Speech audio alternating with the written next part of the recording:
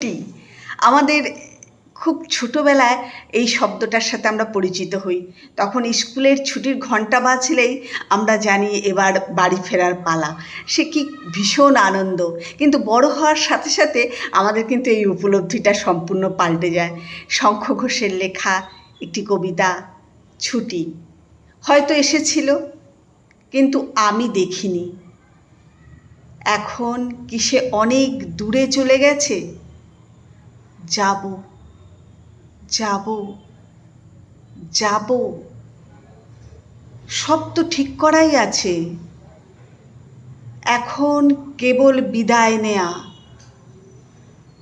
সবার দিকে চোখ, যাবার বেলায় প্রণাম প্রণাম। কি নাম? আমার কোনো নাম তো নেই। নৌকো বাঁধা আছে দুটি, দূরে সবাই জাল ফেলেছে সমুদ্রে। ছুটি প্রভু, ছুটি।